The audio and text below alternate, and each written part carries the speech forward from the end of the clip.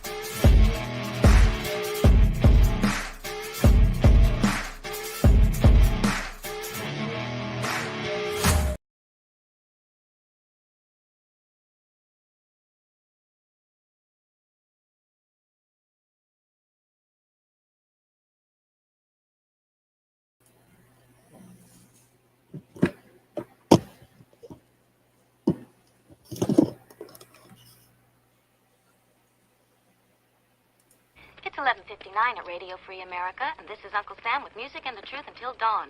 Right now, I got a few words for some of our brothers and sisters in the occupied zone. The chair is against the wall. The chair is against the wall. John has a long mustache. John has a long mustache. It's 12 o'clock, Americans, another day closer to victory. And for all of you out there on or behind the lines, this is your song.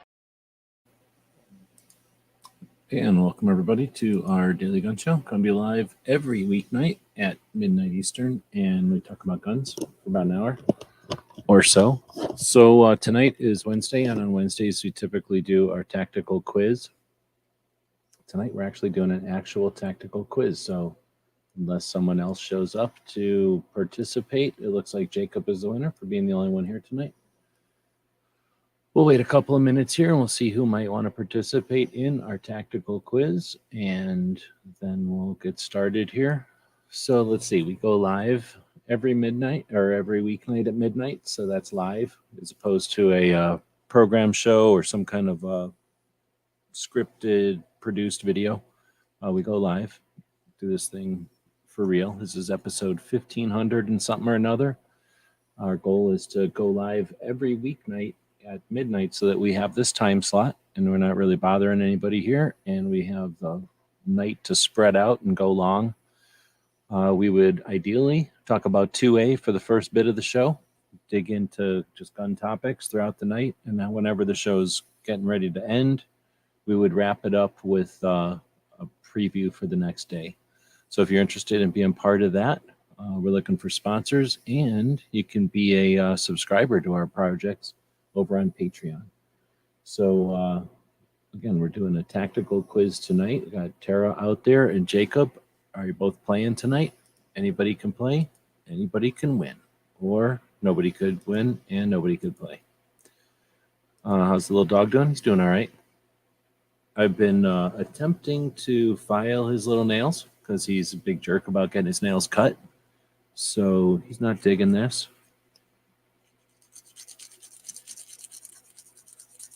Getting a little file going because his nails are so long. It's a little better than the cutting. Can handle it a little better.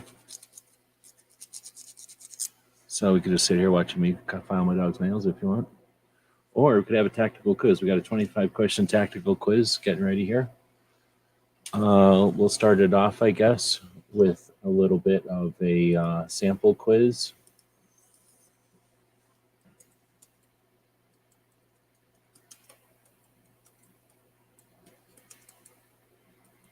We're going to start with a 10-question quiz about revolvers. Okay.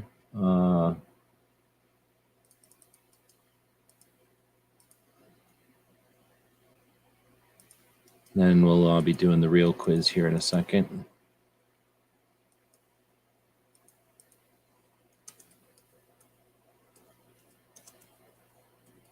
Let me just ask my best friend over here what the thing is. So what's the first one? What's a revolver? Boom, go. Who is commonly credited with inventing the revolver? Boom, go. What is the advantage of a revolver over a semi-automatic? Boom, go. Who's winning these? What's the difference between a single action and a double action? These are the kind of questions you might encounter if you were playing the actual quiz. But this is a sample warm-up quiz. What's a 6-shooter? What is a 6-shooter? Next one. What's the timing of a revolver? What is that all about anyway? What's the timing of a revolver all about? What if you wanted to file a dog's nails and he hated it so much that he wouldn't even give you his little baby foot?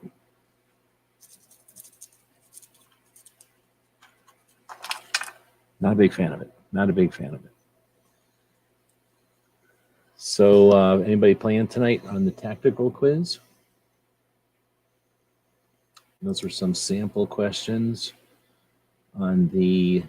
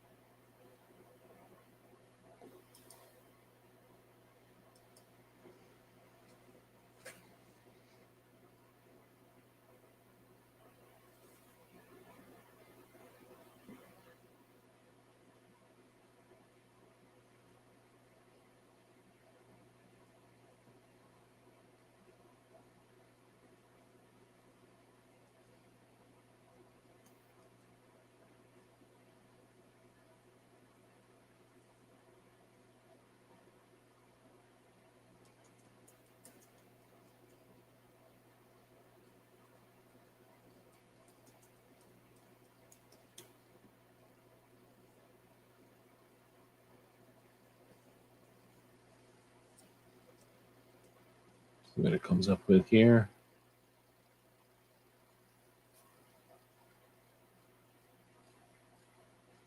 There we go. What does the acronym? No, those questions were just practice questions. We're trying to see who's playing tonight. So here's how we'll play it. Since nobody's jumping in to join, we'll just say whoever does the right answer first wins, right? That round. Or no, you know what we're going to do this time? We're doing it a whole different way. Puppy, we're doing it a different way. Even though he's the co-host, I'm making this decision. You know who's winning tonight? Everybody with the right answer. There's no way to keep track of this, though, so I guess I can't do it that way. We could do it with everybody gets the right answer. We'll see what happens. So the first question is, what does the acronym CQB stand for? Is it close quarters bombing? Is it combat quell bomb? Is it quick combat quick break? Or close quarters battle? And I'm not going to repeat the answers. So DJ is saying A, close quarters battle. DJ wins. All right, so that was pretty easy. We'll put a star next to DJ. We'll just play it this way.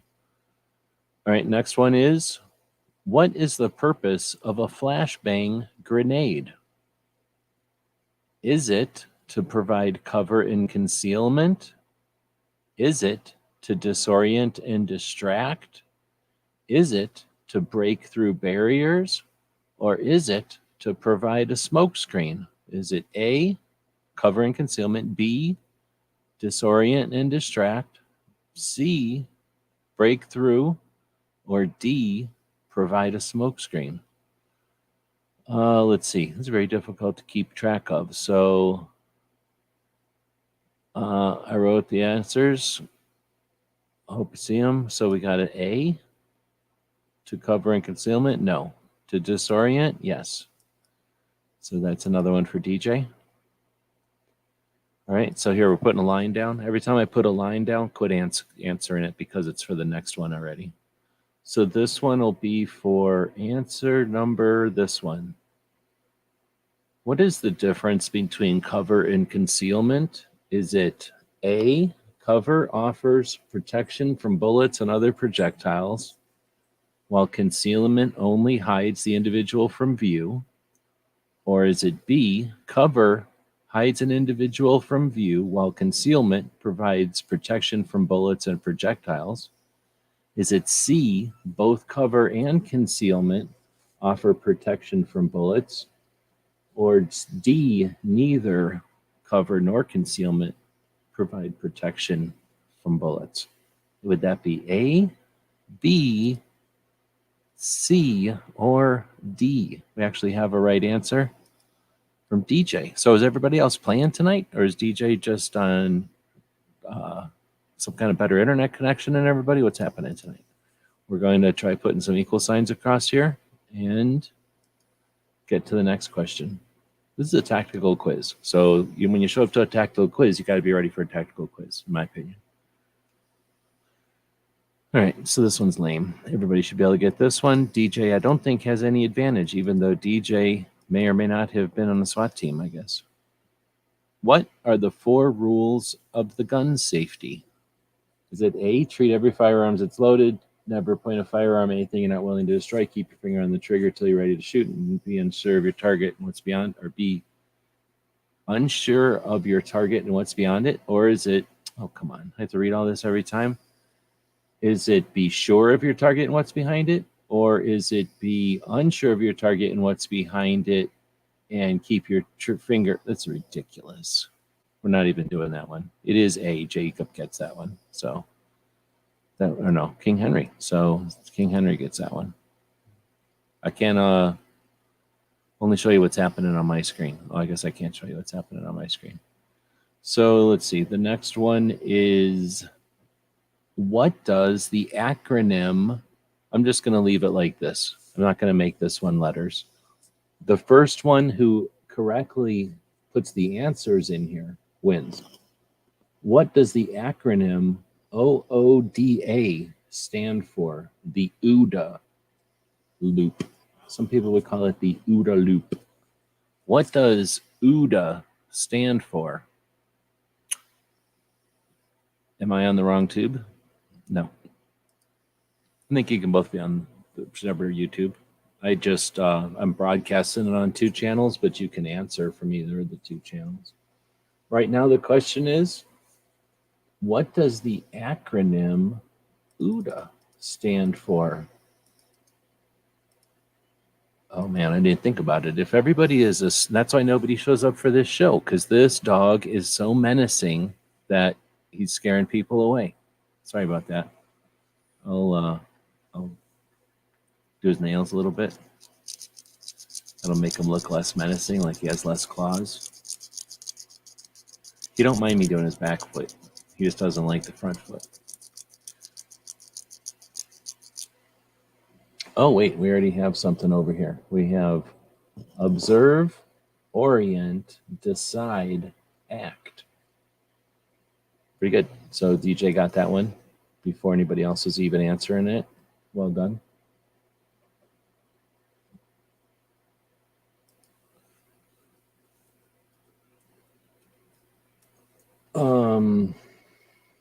What is the purpose of a breaching charge? What is the purpose of a breaching charge? Is it A, to disorient and distract, B, to break through barriers, C, to create a smokescreen for cover and concealment, or D, to protect individuals from bullets and projectiles? What's the purpose of a breaching charge? Pretty standard question for a tactical quiz, I'd say.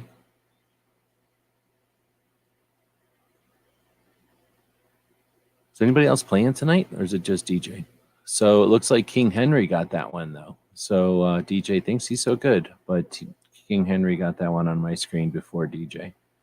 All right, we're putting a line across here now. And this is the next question. The next question is, what is the purpose of a smoke grenade? This one's stupid. So it's not my fault that these are stupid. Robots make these questions. What's the purpose of a smoke grenade? To disorient and distract potential threats. That's A. B, to provide cover and concealment. by creating a smoke screen. B, okay, or C, to break through barriers with your smoke grenade, I guess. Or D, to protect individuals from bullets and other projectiles. Is it A, to disorient and distract with the smoke grenade? Or is it B, to provide cover and concealment with a smoke screen? Or is it C, to break through things with smoke? 9mm shooters, you could probably break through a bunch of them with smoke. Or D, break or protect individuals. It looks like the answer is actually B. Gotta be lagging. We know it's somebody's lagging. A lot of B's in there, a lot of B answers. But DJ was the first B, I believe. So DJ gets that one. What I'm doing is I'm starring the people. I don't know how many answers we're up to, but here's how it's breaking down at this point. 1, 2, 3, 4, 5 for DJ, 2 for King Henry. There's probably other tactical quizzes that happen every single week, and they probably hold your hand. Like if this is you taking the tactical quiz, those other ones probably hold your hand. Sometimes they probably just carry you through and let you do everything for you. Not on this one. On this one, you're out on your own. You got to be competing with the likes of DJ out there. So we're not holding your hand for this one. We're not carrying you along. We're not slipping you answers. Let's see. DJ says he's actually a donut. I don't give up. I don't get it. Don't give up, man. What are you giving up to DJ? DJ's half-assing it. He's phoning in half of these answers. You don't want to give up somebody like that. So here's the next question. What is the 21-foot rule? What is the 21-foot rule? Is it A? See, a lot of people are answering these too soon, right? You shouldn't answer it that soon. You should wait until you hear the answers. Maybe there's something about these answers. A, the distance with an individual with a knife can reach and harm someone before a person with a gun can draw and fire in self-defense. Or is it B, the distance at which an individual with a gun, what the hell, can reach and harm someone before a person with a knife can defend themselves?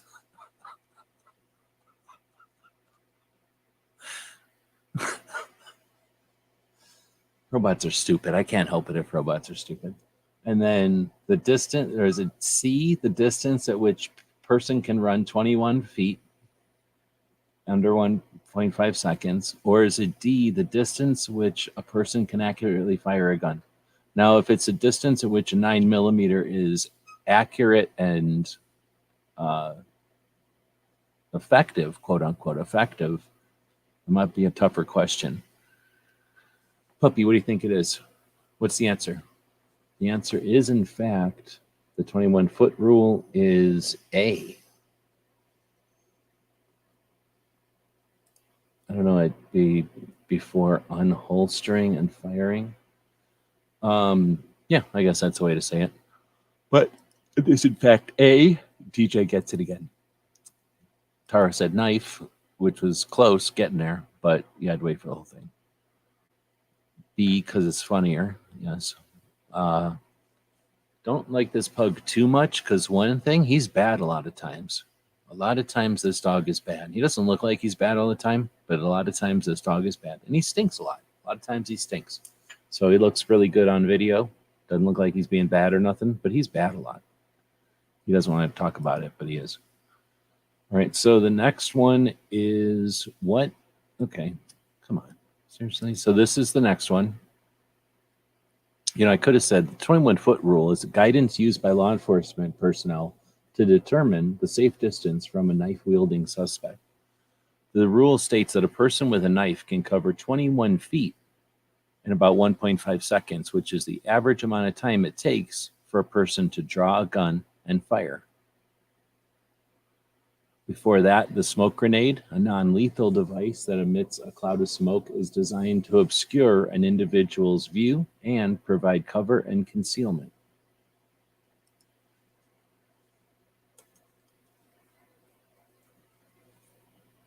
So what is, the next one is, what is, come on. Oh, okay, still gone. What is the stop the bleed campaign? Is it A, national awareness campaign to teach individuals how to recognize and respond to life-threatening bleeding? Is it B, a campaign to reduce the use of firearms in the United States? Is it C, a campaign to promote healthy eating and exercise habits, like don't eat razor blades? Or D, a campaign to reduce the number of accidents in the workplace? What is Stop the Bleed campaign? Oh, Roy, essentially grabbing it away from DJ, who was right there next to him, trying to grab it, but Roy grabbed that one deftly away. All right, so the next one is, what is the difference between a flash? Let me put a thing right here so that everybody knows this is the differentiation between that last one and this new one. What is the difference between a flash hider and a muzzle brake? Is it A, flash hider reduces the recoil and muzzle rise, while a muzzle brake reduces the visible flash from a firearm's muzzle? Or is it B, a flash hider reduces the visible flash from a firearm's muzzle, while a muzzle brake reduces the recoil and muzzle rise? Or is it C, a flash hider and a brake are the same thing? Or is it D, a flash hider and a muzzle brake are both used for decoration purposes by 9mm shooters? Oh, I shouldn't put that on there because then that would make that an actual answer. So we got a difference of opinions on this one. So this one, which is the difference? We got DJ with a B, Tara with a B, Jacob with an A, King Henry with a B. It is in fact the B. Flash hider reduces the visible flash from a firearm's muzzle. A flash hider reduces the visible flash from the muzzle, while a muzzle brake reduces the recoil's muzzle rise. A flash hider is a device attached to the end of the barrel that reduces the flash that is produced when a round is fired, while a brake is designed to reduce the recoil by diverting the expanding gases. The next one is fairly easy, so we're going to put some lines over here so that everybody can have a fair shot at this question, which is what is the purpose of a ballistic shield? Is it to provide cover and concealment for individuals by creating a smokescreen? Is it to break through barriers such as doors or... Are you serious? Is it to stop bleeding, or is it to provide protection during high-risk situations? That's a stupid-ass question. I'm not counting that one. Nobody gets credit for that one because that's a stupid-ass robot question. Doesn't understand how humans are. So let's see. Let's keep going to the next ones here. What's the purpose of a grappling hook? I don't know if people know what grappling hooks are anymore. Back in the olden days, we used to use grappling hooks all the time to assist with doing cool stuff because we live that kind of lifestyle. Nowadays, I don't think kids even grapple, or if they do, it's in some kind of a Brazilian jiu-jitsu way. So what is the purpose of a grappling hook? Is it A, to assist in climbing and rappelling? Is it B, to break through barriers such as doors and walls? C, to provide cover and concealment? Or D, to protect individuals from bullets and projectiles? These are the worst questions in multiple choice ever. That's all I'm saying.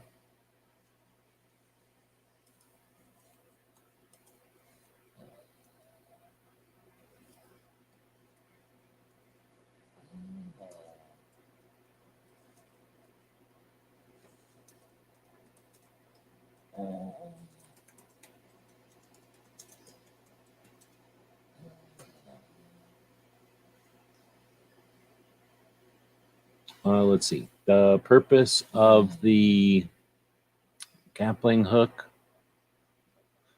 is indeed, as GJ has won, to assist with climbing and rappelling. Grappling hook is a device consisting of a hook attached to a rope or chain used to assist with climbing and rappelling. Horrible description.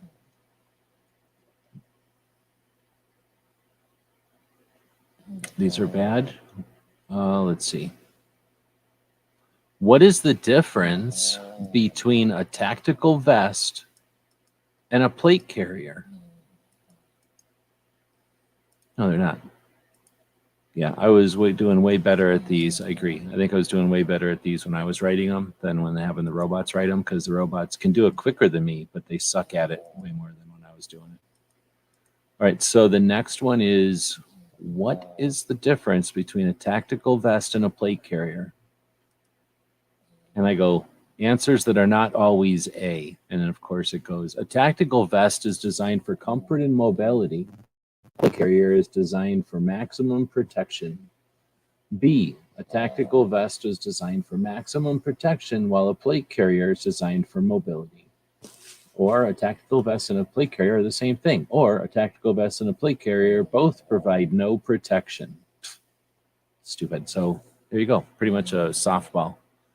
Underhanded softball. There you go, Jacob. Grab that one right away from DJ. Let's see. So, okay, we got another one here. Maybe this one will be a little tougher. No one even answered that one. I don't blame you. So the next one is, what is the difference? Did we already do this one? What's the difference between a flashbang and a stun grenade? Did we already do this?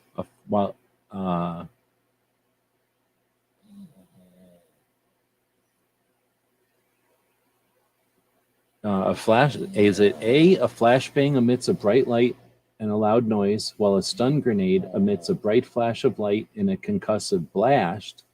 Or is it B, a flashbang emits a concussive blast while a stun grenade emits a bright light? Or is it a flashbang and a stun grenade are the same thing? Or flashbang and emits a bright light while a stun grenade emits a loud noise?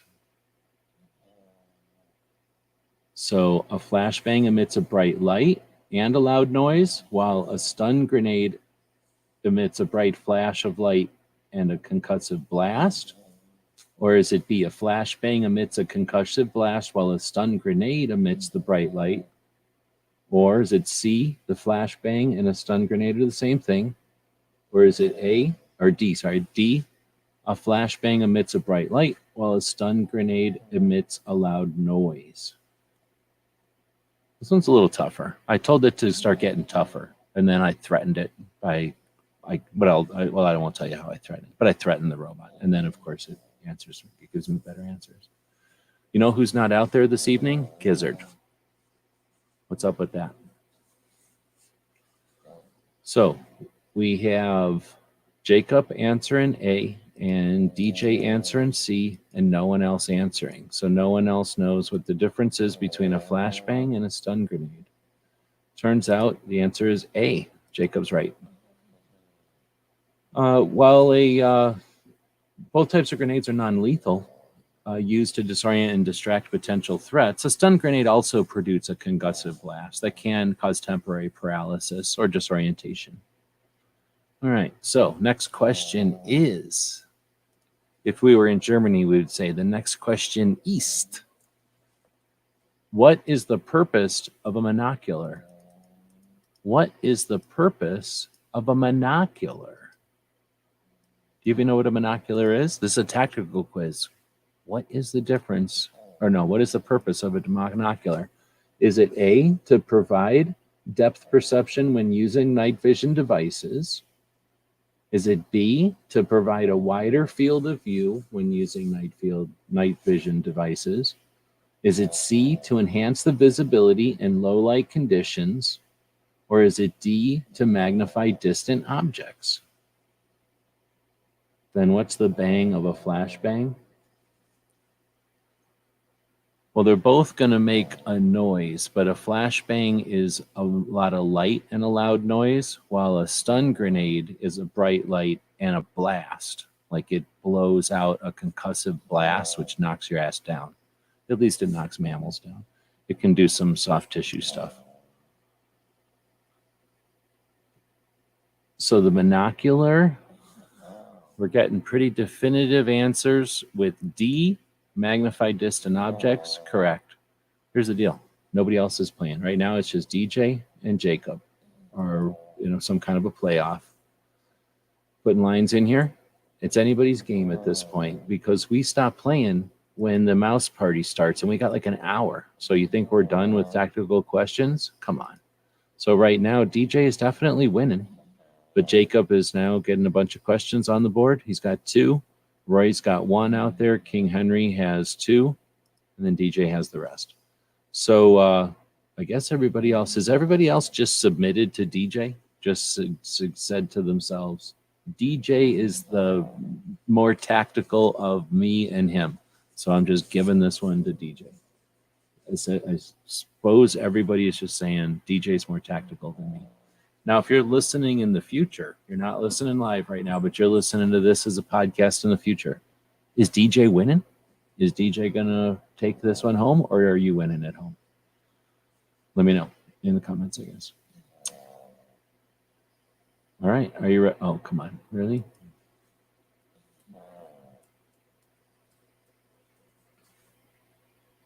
All right. So what is the difference?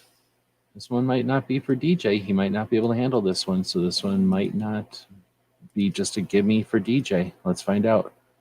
What is the difference between a sniper rifle and a designated marksman rifle? DJ's more in tune with their robot mind. What is the difference between a sniper rifle and a designated marksman rifle?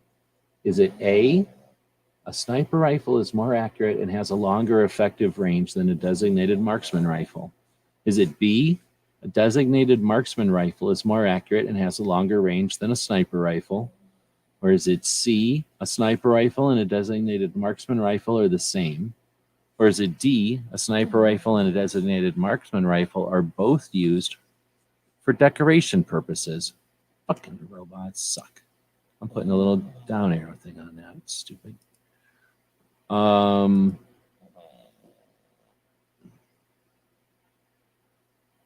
So the answer is, in fact, A. Jacob grabbed that one without even... A sniper rifle is more accurate and has longer range. It's highly accurate, designed for snipers to engage targets at extreme distances, while a designated marksman rifle is a medium-range rifle designed for use by designated marksmen within a squad or platoon. There's definitely room for interpretation. Yes, I agree. Let's see.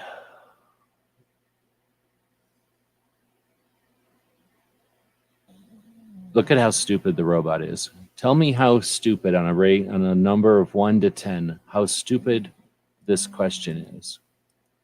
Medium range is intermediate, is between, 100 yards and 400 yards, let's say, maybe 300, 500 yards. All right, so what is the purpose of a door-breaching shotgun? This is a fake question just to show you how bad the robot is. What your answer here is how bad the robot is. What is the purpose of a door-breaching shotgun? Is it A, to create a hole or opening in a barrier allowing for entry or exit? Is it B, to provide cover and concealment for individuals by creating a smoke screen? Is it C, to protect individuals from bullets or other projectiles? Or D, to stop bleeding in an extremity? What the hell? Stupid robots, man. I feel like if I was trying to do this for a living and having robots do it for me, I would be fired.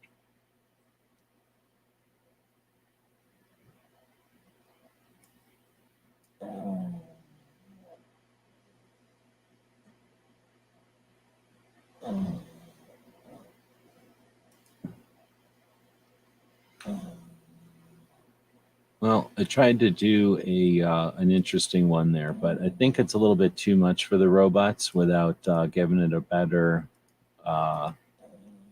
thing. So let's try a different one.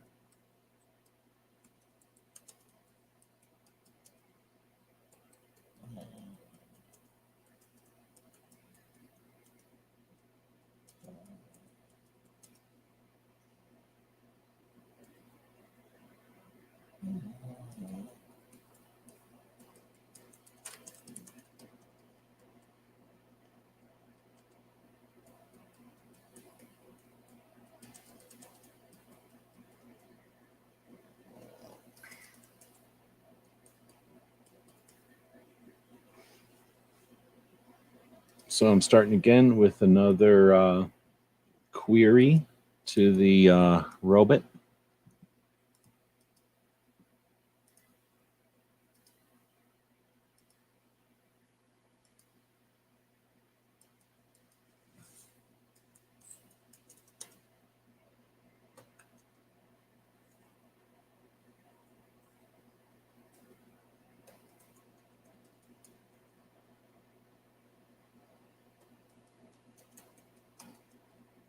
Okay.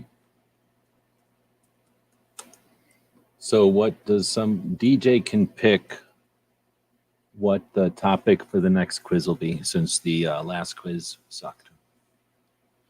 It tried to do good, but it probably had a few good answers in there, but it wasn't all that good. So we'll see if DJ gives us a good topic, and we'll take that topic. Unless it's a bad topic, then we'll thumb down the topic, and we'll choose a different topic. So right now we're going to start another quiz. This is sort of like that time, that intermediate time when you're playing the video games, where people are sitting around in between the rooms trying to figure out what game they're going to play next. First aid basics. Nah, how about first aid intermediate?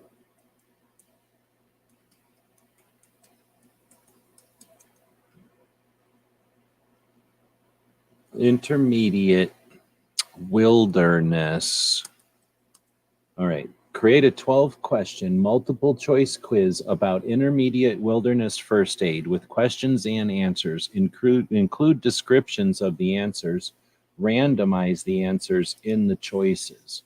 Because I'm sick of it always saying the answer is A. You know what I mean? So it's starting. We're getting a pretty good list here. We're getting more. We're getting more. We're getting more. We're getting more. Let's see. Roy is saying the worst tactical quiz is still better than the best regular quiz. Right on.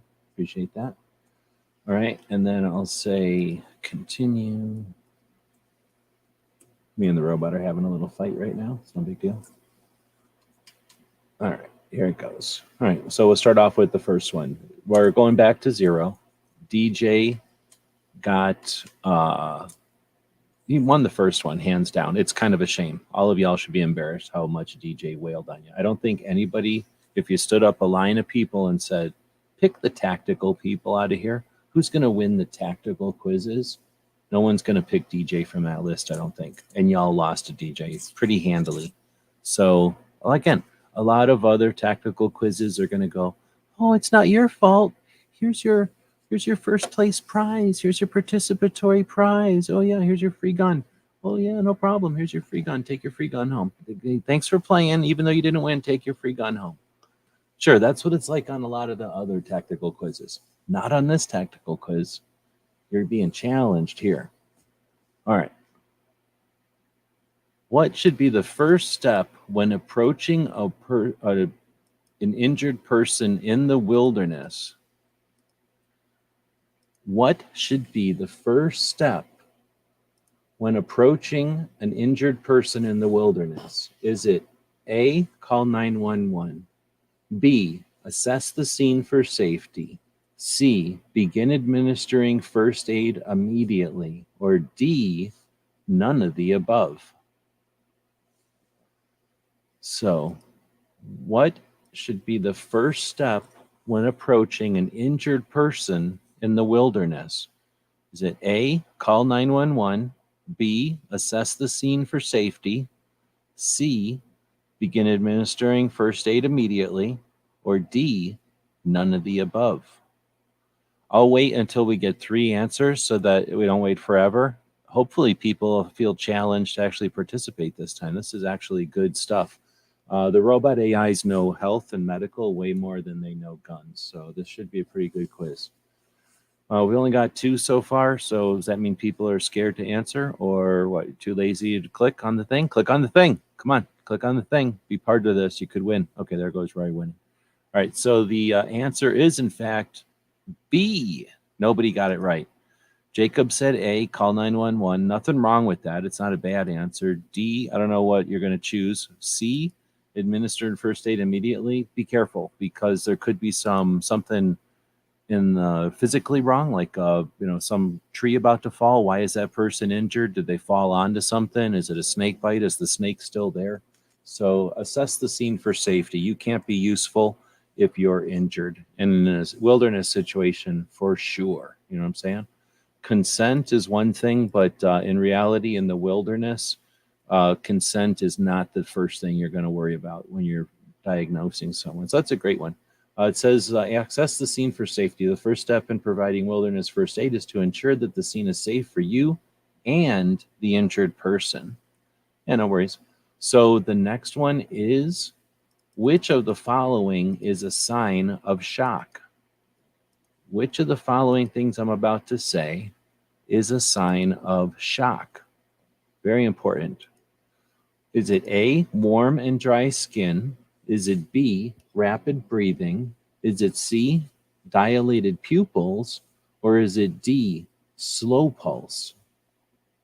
So shock is something that your system will go through in a lot of traumatic situations.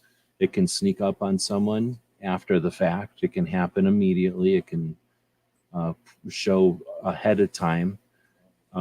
It's essentially like an imbalance of your system.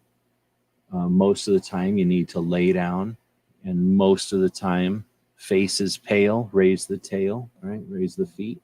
Which of the following is a sign of shock? Warm and dry skin, A. B, rapid breathing, C, dilated pupils, or D, slow pulse? We got a couple of answers already. Jacob is saying B, DJ saying B, and Roy is saying D. So kind of two ends of the spectrum. The answer is, in fact, rapid breathing.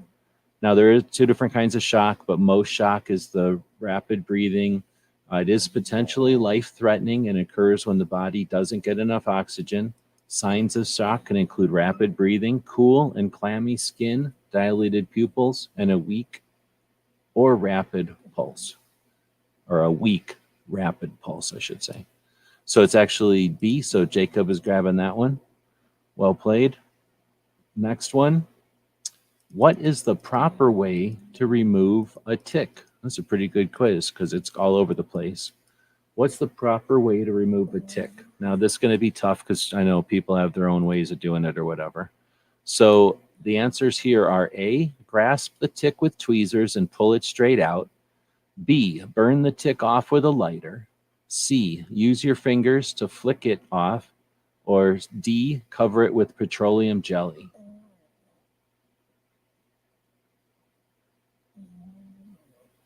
So I know people have their own methods and people have their own urgency with ticks. Some people don't care about them and some people are super worried about them. It's usually if you've ever dealt with any of the problems that ticks give you. Ticks are horrible. You don't want to be around ticks if you can help it. So, all right, there's a lot of answers to this one. DJ picked A, Roy picked D, G picked burn, and then Jacob picked D. I've heard of all of these before, not so much the flicking. That's kind of pointless because we know that ticks burrow in a little bit or can be burrowed in or clamped on or whatever. But the answer, according to this thing, which is, it's a thing, is an answer, is A. Grasp the tick with tweezers and pull it straight out. When removing a tick, it's important to grasp it as close to the skin as possible with a pair of fine-tipped tweezers and pull it straight out. Avoid twisting or squeezing. I've had really good luck in the past with lighters. You don't have to burn the tick. You hold a lighter upside down. You know how to do that? Hold the lighter upside down. Let the lighter metal get hot like that, and then touch that part to the tick. It doesn't burn you. You can keep doing that. It's going to blow the lighter up eventually, but you know what I mean? Don't be a spaz. You can get the lighter pretty hot and then keep touching it. Also, the petroleum jelly works great. I don't know why they didn't put that in there. It takes forever. It can take a while sometimes, but it will work. They suffocate and leave. Let's see. So that's hopefully this is interesting for people, but DJ did win that one. Well played, DJ. So I don't know if that's a tick experience thing or if that was a tick guess thing, or maybe he's read the comic book a bunch of times. So we've got another half an hour, a little bit more till the Mouse Party, which is the show that follows this one that we recommend you go check out if you're interested in some fine quality conversation in the middle of the night on an overnight.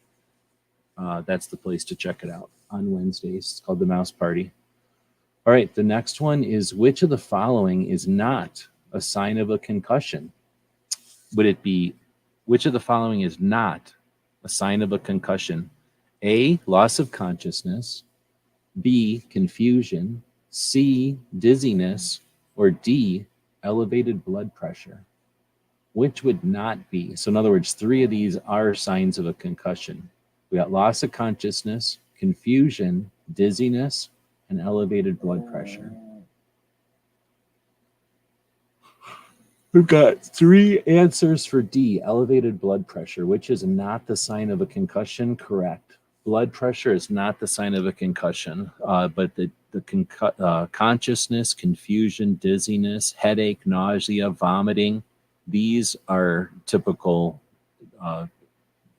indications of a concussion. So I guess DJ gets that one because he was the first. Quick on the draw. Let's see. The next one is, and I don't know how many people have to deal with this. We do down here in Arizona. How do you treat a snake bite? How do you treat a snake bite? Is it A, cut open the bite and suck out the venom?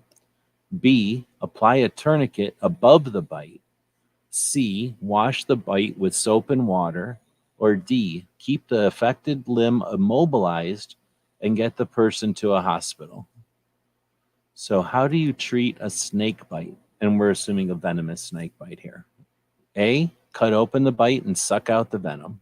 B, apply a tourniquet above the bite. C, wash the bite with soap and water. Or D, keep the affected limb immobilized and get them to a hospital. There's Gizzard, and there's G23. Let's see. So got a couple of answers already. So Roy is saying B, Jacob is saying B, DJ says D, and G23 is saying A. That's old-fashioned. We used to cut open them, but we don't anymore. The answer is, in fact, D. Keep the affected limb immobilized and get the person to a hospital as soon as possible. It's not, a tourniquet can really cause some damage with a snake bite, so not a good idea. Washing it ain't going to do nothing. Nobody picked that. But ideally, you're going to splint it just like you would a broken limb and boogie. Get them to someplace where they can get anti-venom. It's not cheap, but can do the job. So that's another one for DJ. Let's see. Snake bites can be life-threatening. It's important to keep the affected limb immobilized, so effectively the least amount of circulation through it as possible, and then get them medical attention as soon as possible. Sometimes I've heard of having the limb raised, but I wouldn't recommend it. I'd just say try to keep them laying down and not excited, trying to keep their blood from flowing as much as possible. It's difficult. They're going to get stressed, but all right. So next up, Gunmetal guys out there, good evening. Thanks for the thumbs up. We're doing a tactical quiz. Everyone mastered it. DJ wailed on everybody by out-tacticaling everyone. So now we're doing a first aid. Actually, it's an intermediate first aid. So not just wimpy, easy first aid. So the next question is, which of the following is the sign of a sprain? Which of the following is the sign of a sprained, limb or hand or something? Would it be A, swelling, B, deformity, C, numbness or tingling, or D, all of the above? So which of the following would you expect to have as a sign of a sprain? swelling, A, B, deformity, C, numbness or tingling, or D, all of the above. Got a bunch of answers already. So we got A from DJ, A from Gizzard. Then DJ changed his answer. A from Jacob, and D from Roy, and from Jacob again. So you can change your answers if you want, but I'm going to take the first actual answer always, and that'll be Roy. So yeah, it's all of the above. Not always a deformity, but it'll swell and look goofy, right? It'll look all lumpy and stuff, but a sprain is typically damage enough that you're going to start seeing some indications, and usually more than your typical bruise or something like that. And definitely a lot of pain. I didn't put that in here. So put some equal signs in here. The next one is, this is another boring one. Let's go to the next one. What's the proper way to clean a wound? I personally find immobilization stuff boring. So there was like 3 or 4 broken limb and immobilization stuff, and that's just boring. So I went to the next one. What is a proper way to clean a wound? Here we go. A, use soap and water to clean the wound. B, rinse the room with alcohol or hydrogen peroxide. C, apply a mixture of vinegar and baking soda to the wound. Or D, none of the above. So what's the proper way to clean a wound? Again, this is in a wilderness situation, in an austere circumstance. What's the proper way to clean? A, use soap and water. B, rinse it with alcohol or hydrogen peroxide. Or C, apply a mixture of vinegar with baking soda. Or D, none of the above. Proper way to clean. We're getting some answers. DJ started with irrigate, and then, which is a good answer for almost everything. And then A is his first answer. Roy said B. G23 said B. A couple of people saying alcohol or hydrogen peroxide. Jacob and Gizzard are saying D. Here's a quick answer. Never use hydrogen peroxide. That's like old wives' tale. It's really bad for stuffing. You never want to get it in you. So it's good for like cleaning the outside of things sometimes, but alcohol is pretty caustic, and hydrogen peroxide, they're both going to kill cells. If we're trying to help people, let's not kill cells if we can help it. So soap and water is the way to go. You can get some betadine and stuff, some of the surgical soaps, which are really good. You can get those at like Walgreens. So just plain old soap and water is the way to go. Having some powdered soap maybe, but I don't know. When you guys said none of the above, I'm guessing you had something else, maybe irrigation or something, but soap is good too. So the best way to clean a wound is to use soap and water, remove dirt and debris. Avoid using alcohol and hydrogen peroxide, as these can damage the tissue. So that's pretty much what I said. All right, so another one that you may or may not have to deal with, but this one can sneak up on you. Let's put it that way. You don't have to live where I live to deal with the next question. What is the treatment for a heat stroke? Is it to A, give the person fluids and allow them to rest in the shade? Is it B, apply ice to the affected area? Is it C, to keep the person warm and dry? Or D, none of the above? So what is the treatment for a heat stroke? Is it give the person fluids and allow them to rest in the shade? B, apply ice to the affected area. C, keep the person warm and dry. Or D, none of these. All right, we got a bunch of them here. So lawyers are best for debriding. Shade, water. Okay, so the first one is A. Then DJ saying B. G23 also A. And Gizzard is saying D. I think the none of the above, if I was listening to this, I might think about that one too. But in this one, it's A. Give the person fluids and allow them to rest in the shade. I know, ideally. But, I mean, I have heard some concern. I've heard some concern with giving people like ice water. So I could see why someone might choose none of the above on that one. But heat stroke is a life-threatening condition. It occurs when the body overheats. Treatment involves getting a person to a cool place, giving them fluids, and seeking medical attention. One of the things I'll do is put cold bottles of water, or just bottles of water. You know, they don't have to be ice cold. In fact, that might be a shock to the system. So but cold water in the armpits is a good way to get some those the big fat blood veins going through your armpits, getting them some place to move heat to. Getting clothing wet is a good way too. It can start to wick off a lot of the heat. All right, here's one. Creepy, I don't like to think about, but what would you do, or what should you do if someone is having a seizure? What should you do if someone is having a seizure? So is it A, hold the person down to prevent them from hurting themselves? Put something in their mouth to prevent them from biting their tongue? C, clear the area around them and protect their head? Or D, none of the above? So it's kind of a trick question. This is intermediate first aid, wilderness first aid. What do you do if someone's having a seizure? Hold the person down to prevent them from hurting themselves, A. B, put something in their mouths to prevent them from biting their tongue. C, clear the area around them, protect their head. Or D, none of the above. Let's see, you guys are just saying we used to have cooling vests at the plant where they worked, and they regulated times in hot environments. Yeah, I bet. You can only go hang out with them. Nuclear pools, like you'd go swimming in a nuclear pool for a while. It's like a sauna. Then you'd have to come out and get in one of them cooling vests. Must have been like a fancy spa in Europe with little bubbly water all over that's heated by nuclear fission. Must have been a paradise. All right, so what to do if someone's having a seizure?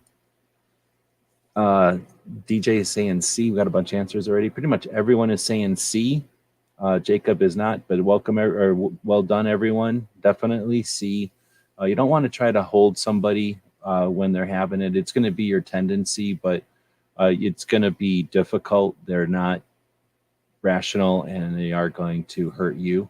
So it's really not possible to hold them. If you've got a big enough person and holding them and a small enough person freaking out, then it's possible, but it's really not ideal. So really just if you wing a pillow or a pad or something underneath of them, put a blanket underneath of them, that's fine. Trying to get to their mouth, no, don't try that either. So a lot of this stuff we used to see in movies all the time. There's Chris out there. Hopefully your internet's doing good. TV lied to us about holding them down for sure. Not really. There was, if you watch the old Emergency and some of the old shows, things were different back in the day. Ambulances started out as hearses. The people who drove hearses around were ambulance drivers, and then they turned into vans, and then they turned into the ambulances that we were familiar with. They were like a pickup truck or a van with a big box behind it. And now they're even more elaborate than that. So as the ambulances evolved, so did our practices. So think of CPR. I don't know when the first time y'all learned CPR. Just throw the year out there you first learned CPR. I probably first learned CPR in like 1980 or something. Like I learned CPR a long, long time ago. And it is way different than when we first learned it. So, things change. So it is true that we don't mess with people having seizures. And it's different. If you have a seizure in a hospital and a bunch of nurses and doctors are there, they're going to start doing stuff that regular people aren't going to do because they're familiar with it and they know their resources that they've got available to them right there.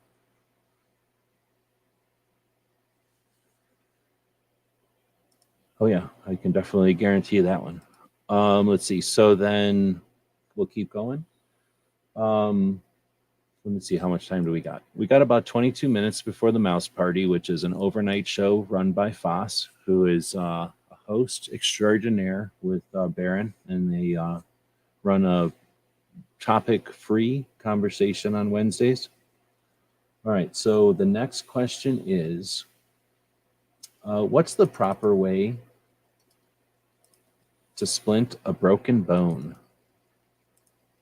What's the proper way to splint a broken bone? A, immobilize the area with a rigid object. B, apply ice to the affected area. C, massage the affected area to increase blood flow. Or D, none of the above.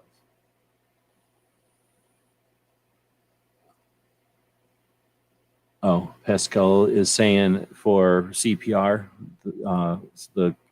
what is it? The Bee Gees tune "Staying Alive." If you think of the chorus of that song, staying alive, blah, blah, blah, blah, staying alive, right? That's the pace that you want to do CPR. Your compressions on CPR is staying alive. So you just got to remember the Bee Gees and you save people's lives. All right, so what was the proper way to splint a broken bone? Is it A, immobilize the affected area with a rigid object, B, apply ice to the affected area, C, massage the area to increase blood flow, or D, none of the above? And we got a bunch of answers. Pretty much everybody. No, we got an A, and then an A from DJ. G23 put in D, none of the above. Gizzard put in D, which is his go-to answer. Hatchet time in Civil War, maybe.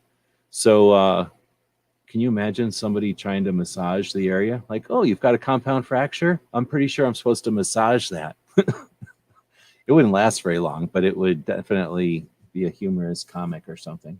But in reality, you want to immobilize and splint. So immobilize the affected area with a rigid object. In other words, make it so that the broken bone doesn't move, so that the person, if they have to, can move, but ideally they're going to lay on a stretcher or something. They're going to lay down, and you're going to have that thing immobilized so that the limb doesn't move. And trust me, they're going to do everything they can do to make sure that that limb doesn't move. Once they get them somewhere, they get some painkillers, then they'll start moving it around and figuring out what's going on.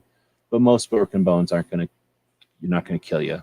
Sometimes they can, but most of the time, they're just going to be broken and hurt a lot. So the best thing you can do is immobilize them, get the person to some place where they can do something about it.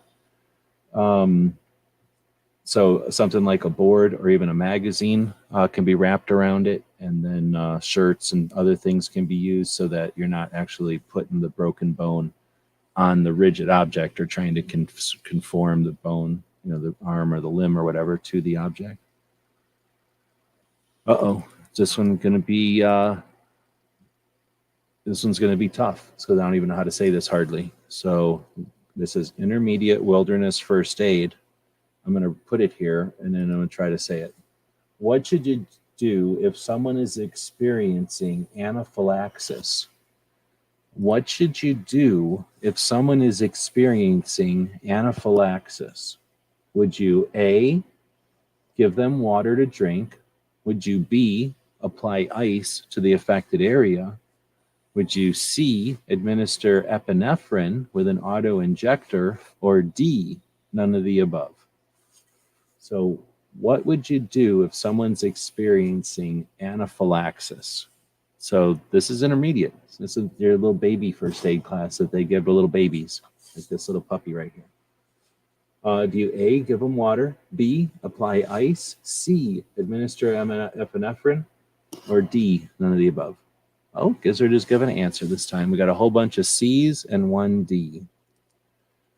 So the first C was DJ, and it is in fact administer epinephrine with an auto-injector. Anaphylaxis is a severe allergic reaction that can be life-threatening. Treatment involves administering epinephrine with an auto-injector and seeking medical attention. Giving them water and ice would not address the underlying condition. So, which of the following is a sign of hypothermia? A little bit easier. Something you're definitely going to encounter. Definitely going to encounter as a wilderness EMT. And probably just anybody that goes hunting or goes out with people that are idiots. Which of the following is a sign of hypothermia? A, warm and dry skin. B, rapid breathing. C, slow pulse. Or D, none of the above?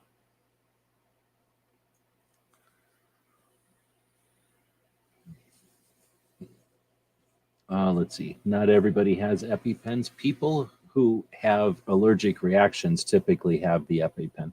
So that's why they almost always say a self-injector. I think nowadays EMTs get EpiPens in their kit, and paramedics have always been able to administer that as a drug. But typically, you're instructed as a first aid person that the person who needs it is going to have their own allergic reaction drugs. And what you can do, well, back in the day when I was an EMT, all you could do is go, "Hey, you got a pen?" And then when they pointed at it, you could do something about it. But you could go, "Hey, you got a pen?" But I couldn't do nothing about it. I have to watch them get puffy. Paramedic could come over and jab them with a pen, but they don't just give you pens. Now, in reality, people that have to deal with that stuff have extra pens, and they usually can give a pen to their friends or their spouse or something. So you can get those pens. Let's see. So the one was, what are the following signs, or which of the following is a sign of hyperthermia? So we got DJ with a C. We got Roy with a B, rapid breathing.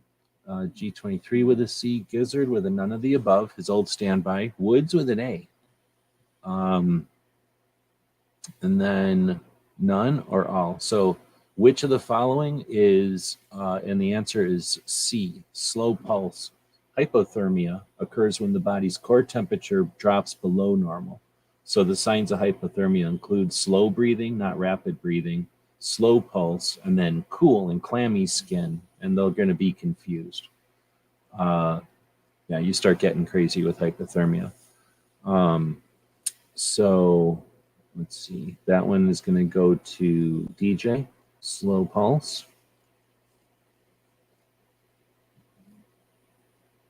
All right, so next up is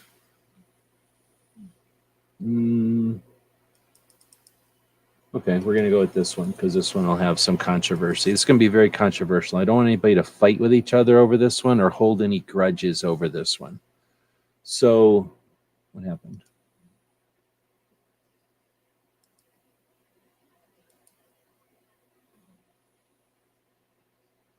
What is the proper way to treat a minor burn? What is the proper way to treat a minor burn? A, apply the ice to the affected area. B, cover the burn with a bandage. C, hold the affected area under cool running water. Or D, none of the above. So which is the proper way to treat a minor burn? To apply ice, to cover it, to hold it under cold water?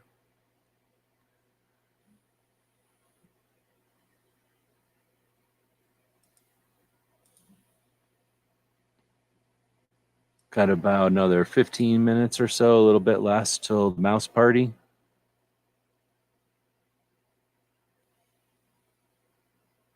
Got about another 15 minutes or so, a little bit less till mouse party. Thanks. I just deleted that person. So thanks for deleting all that for me. We got CCCC, which is hold it under cold water. Well played. DJ got it first, though, so I don't know what's up with that. DJ is definitely the most tactical and the most first aid-ish out of everybody out here. When treating a minor burn, it's important to cool the affected area with cool water for at least 10 minutes. Do not apply ice or ointments or cover the burn with a sterile bandage. So I think the ice is just a waste of time, right? And you can do better without looking for the ice, personally. Let's see, remove a splinter. That one's pretty lame. How about we do the bee sting? What is the treatment for a bee sting? Again, I don't want any animosity or hard feelings with people. Is it A, apply vinegar to the affected area? B, apply a cold compress to the affected area? C, apply a warm compress to the affected area? Or the gizzard option, none of the above? What's the best way for the treatment of a bee sting? Oops, I'm on the wrong one. Bee sting. So is it A, apply vinegar, B, cold compress, C, warm compress, or D, none of the above? DJ is saying B, cold compress. Gizzard is saying D, none of the above. And that's the only answers we're getting. Everybody else would be dumbfounded. What if it's a killer bee? Then what do you do? So the answer is, in fact, kind of makes sense, B, cold compress. It's important to remove the stinger and apply a cold compress to reduce the swelling. Do not apply vinegar. That can make the pain worse. And warm is just going to allow blood flow more. You want to kind of restrict the blood flow.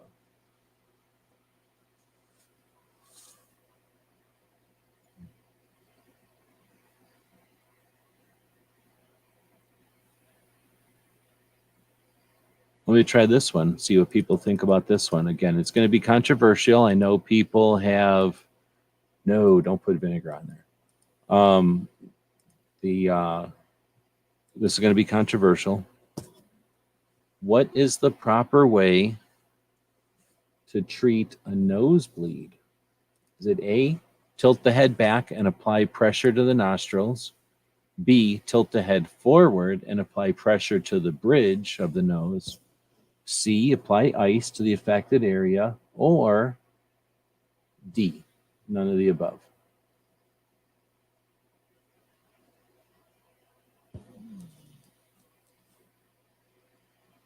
So there's different ways of doing this for sure. Is it A, tilt the head back, B, tilt the head forward and the bridge of the nose, sorry, tilt the head back and nostrils, tilt the head forward and bridge, or apply ice, or none of these things? Gizzard's going with the D. Moo is tilting the head back. DJ, tilting the head back. Anybody else?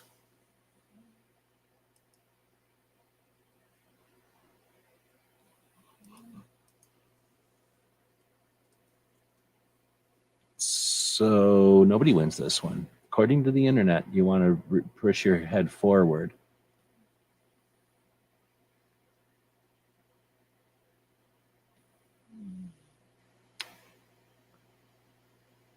All right. Next up, this one is important, although it's not so much wilderness. Which of the following are signs of a heart attack? Which of the following are signs of a heart attack? A, chest pain that goes away after a few minutes. B, shortness of breath while resting. C, nausea and vomiting. Or D, none of these. Which of the following are signs of a heart attack? Chest pain that never goes, or that goes away after a few minutes. B, shortness of breath while resting. Or C, nausea and vomiting. Or D, none of the above. So we've got a couple answers. We've got DJ with the B, Gizzard with the C, and Roy taking the none of the above. I mean, there are definitely other indications of a heart attack, and there's more symptoms than this. But once again, Dr. DJ with shortness of breath while resting. A heart attack occurs when blood flow to the heart is blocked. Signs of that can include chest pain or discomfort that lasts more than a few minutes, right? Stays with you. Shortness of breath, nausea, lightheadedness, and sweating. But all of those while you stop, you sit down and all that. Left arm tingles, yep. I haven't heard of the copper taste, but I'm sure that could be a thing too. There you go. That's a good strategy. We're about 7 minutes and 42 seconds away. At this point, DJ has effectively slaughtered everyone out here with his tactical prowess and his medical knowledge. Luckily for all of you people who got slaughtered by DJ tonight, he is also kind and able to provide medical attention for all of you. So those of you who had strokes from being wailed on by him, those of you who got burned from getting wailed on by a DJ, those of you that are having heart issues and sitting there with shortness of breath, DJ will in turn come up to each and every one of you and treat with the appropriate response, and then give you a little bit of tactical wisdom to set you off on your way. We recommend that you head over to the Mouse Party, which is an amazing experience every single Wednesday. You will not be the same after experiencing it. With that, thanks everybody for joining us. We do a tactical quiz every Wednesday Tomorrow we'll be talking training and travel. On Friday, we wrap up the week by taking a look at what other people have done. We build that show during the workshop. So on Friday afternoons, I'm doing the workshop. We've been sewing patches. So if you jump over to our other channel, we're sewing patches. We've got the new machine. If you're one of the people that helped us get the new machine, put up a menu so you can go start grabbing some items for as your perks from that project. Otherwise, thanks everybody for joining us for another edition of our Daily Gun Show. And we'll be back tomorrow. If you have any questions or comments, please leave them in the description of the video. Appreciate everybody that joins us live. And DJ we'll get what's coming to him for winning tonight. That's for sure. All right, thanks everybody. We will be back to pick you up later.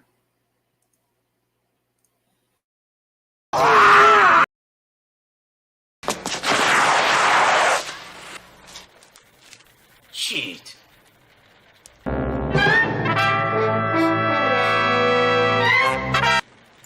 Ninja? Ninja!